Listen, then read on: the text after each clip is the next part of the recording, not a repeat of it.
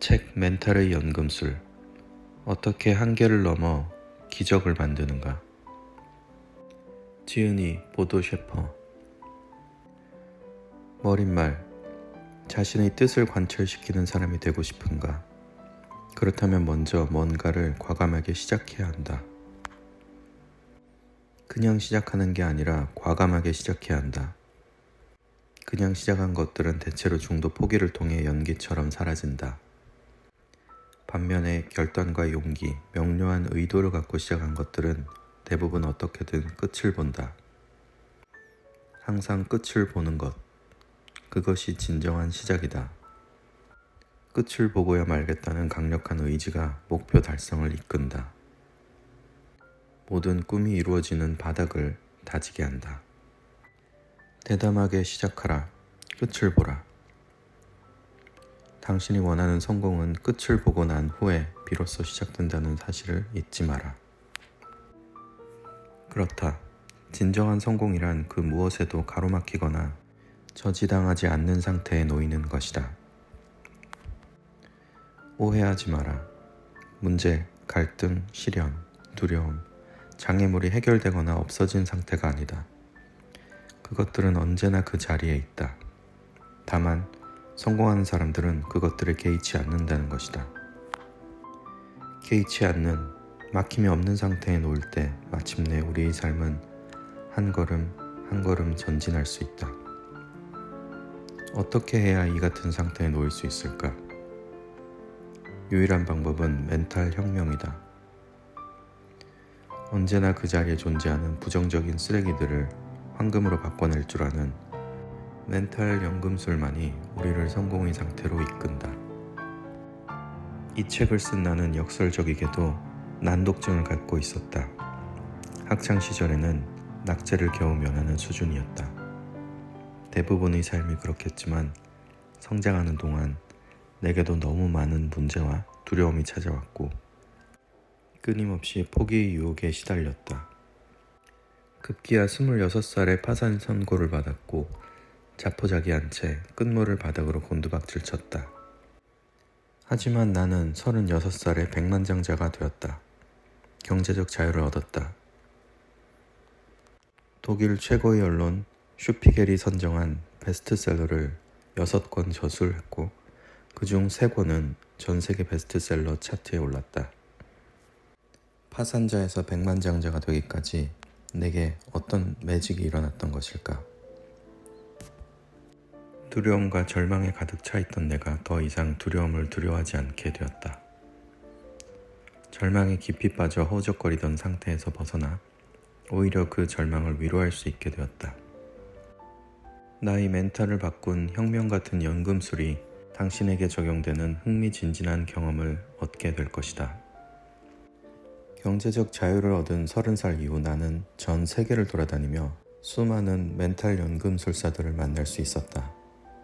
그들과의 열띤 토론, 대화, 교감을 통해 인생에는 뛰어넘어야 할 커다란 장애물 3개가 존재한다는 사실을 알게 되었다. 첫째, 포기의 유혹이다.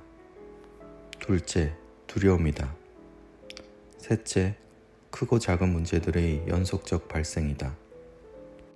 이 3가지는 결정적일 때마다 발목을 붙잡는 족쇄가 되기도 하고 성공으로 이끄는 황금의 재료가 되어주기도 한다. 결국 성공과 실패는 이 3가지의 도전 과제를 어떻게 수행하느냐에 달려있다. 황금은 채굴되는 것이 아니다. 만들어지는 것이다.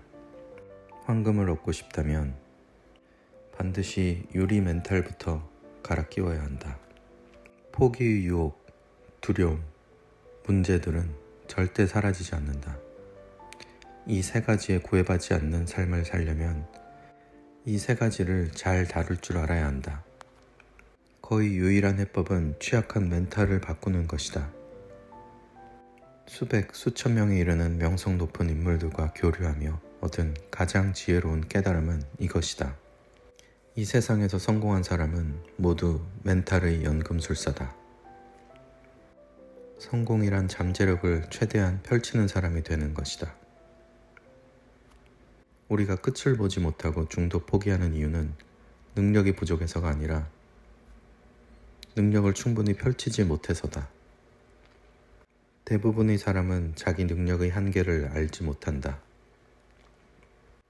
우리가 할 수 있는 유일한 일은 능력의 측정이 아니라 능력을 최대한 펼칠 수 있는 시공간의 확보다. 능력이 부족한 사람은 많지 않다. 능력을 증명할 기회를 얻지 못한 사람이 차고 넘칠 뿐이다. 제1장 멘탈 연금술사는 버티기의 천재다. 포기하는 것을 포기하라. 마법 같은 도약이 일어날 것이다. 1. 버티는 자가 이긴다. 강력한 멘탈을 가진 연금술사는 버티는 데 각별한 재능을 가지고 있다. 분명 버티기는 포기보다 어렵다. 하지만 쉽게 이기는 것보다는 쉽다. 나아가 쉽고 빠르게 이긴 사람보다 버티면서 기회를 얻어 이긴 사람이 세상에는 몇만 배는 더 많다. 버티는 데 성공하는 것, 이것이 성공의 정의이고 진정한 승리다. 포기하고 무대 뒤로 사라지면 다시는 무대에 설 기회를 얻을 수 없다. 이기려고 애쓰지 마라. 버티는 데 집중하라. 버티면 힘이 붙는다. 힘이 붙으면 이기게 된다. 여기서 포기할 것인가를 대신해 여기서 어떻게 더 버틸 것인가를 생각하라. 그것이 현명한 사람의 선택이다. 포기를 고민하는 것은 당신에게 상처를 주고 버티기를 궁리하는 것은 당신에게 답을 주기 때문이다. 특히 부정적 감정에 휩싸여 있을 때는 절대 포기해서는 안 된다. 감정의 골짜기에 빠져 있을 때 어떤 행동을 중단하면 앞으로 살아가면서 그 생각에서 헤어날 수가 없다. 마음속 깊숙이 도사리고 있던 아쉬움과 회환이 고개를 쳐든다. 내가 내 자신에게 너무 쉽게 진 건 아닐까? 삶에서 중단해도 되는 유일한 경우는 정상에 올랐을 때다. 3. 정상에 오르면 알게 되는 것들. 지금 숨이 턱턱 막히고 힘겹다는 것은 제대로 하고 있다는 뜻이다. 올바른 길을 가고 있다는 의미다. 어디가 끝인지는 우리가 알 수 있는 영역이 아니다. 어떤 계단 한 켠에 잠시 기대어 포기를 고민하는 것은 나쁜 일이 아니다. 다만 그 생각을 얼른 떨쳐버리고 계속 경사를 오르다 보면 어느 순간 불쑥 끝이 나타나고 전체가 한눈에 들어오면서 머릿속이 밝은 빛으로 가득 채워진다. 따라서 우리가 더 깊이 고민해야 하는 것은 쉬어갈 것인지, 가속도를 붙일 것인지, 한 번에 2계단씩 오를 것인지다. 4. 지불 능력을 갖춰라. 새로운 것들이 한없이 좋아 보이고 유행 따라 빨리빨리 변하는 것이 멋진 인생인 것처럼 보인다. 하지만 정작 청춘 시절에 해야 할 것은 무엇인가? 아무리 오랜 세월이 지나도 변하지 않는 것을 찾아내 몸과 마음에 장착하는 것이다. 인생이라는 마라톤 완주를 목표로 출발선에 선 사람들에게 가장 필요한 것은 무엇일까? 마라톤에 관한 해박한 지식, 탄탄한 근육과 폐활량, 모두 아니다. 필요한 것은 바로 인내심이다. 나는 인내심을 갖고 있는 사람이 성공하지 못하는 경우를 보지 못했다. 청춘은 인내심 같은 단어를 찾아내어 자기 것으로 만드는 데 쓰일 때 가장 빛나는 법이다. 성공하고 싶다면 반드시 대가를 지불해야 한다. 이 평범하지만 값진 진리를 생생하게 깨닫고 난 후 나는 백만장자가 될 수 있었다. 어떤 목표를 세울 때는 그것을 얻기 위해 치러야 할 대가가 무엇인지를 명확히 하라. 그리고 그 대가를 지불할 능력과 의지가 자신에게 있는지 냉철하게 검토하라. 부족하다면 채우고 아예 없다면 처음부터 차근차근 만들어야 한다. 그러면 당신은 버티는 데 성공한다. 5. 스스로 돕는 자가 되어라. 성공하고 싶다면 먼저 포기하지 않는 멘탈의 소유자임을 입증하라. 아무리 뛰어난 코치라 할지라도 준비되지 않은 자, 즉 대가를 지불하지 않은 자를 성공으로 이끌지는 못한다. 성공의 열매는 단맛이 아니라 쓰디쓴 맛이었다. 성공은 절대 멋지지 않았다. 성공은 혹독함이라는 대가를 치룬 피투성이들만이 얻을 수 있는 결과였다. 혹독함이란 대가를 반드시 지불해야 한다는 사실을 명확하게 알고 있었기에 나는 그 시간들을 견뎌낼 수 있었다. 대가를 치르겠다는 강력한 의지를 포기하지 않았음에 행복했고 감사했다. 우리는 무엇인가를 얻기 위해선 대가를 치러야 한다는 사실을 알고 있지만 정작 대가를 치르고 싶어 하지는 않는다. 이 모순을 극복하는 순간 언제나 부서질 준비가 되어 있던 유리 멘탈이 빛나는 황금 멘탈로 바뀌며 삶의 모든 것이 놀랍게 바뀌는 기적을 목격하게 될 것이다. 6. 나를 이끌어라. 리더는 타인을 이끄는 사람이 아니다. 참된 리더는 자신을 이끄는 사람이다. 자아도취, 자신에 대한 과대평가는 실력을 갖춘 인재들만이 빠지는 함정이 아니다. 소극적인 태도로 아무것도 하지 않으면서 원하는 것들이 자신을 찾아와 주기를 기다리는 유형에는 당신도 나도 예외일 수 없다.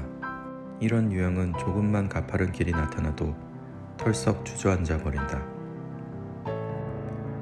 하나만 없어져도 모든 게 사라진 것 같은 절망에 휩싸인다. 중도에서 포기하는 사람은, 버티지 못하는 사람은 타인에게 자신의 모든 걸 맡긴 사람이다. 타인, 즉 외부라는 시스템이 무너지면서 함께 무너지고 마는 것이다.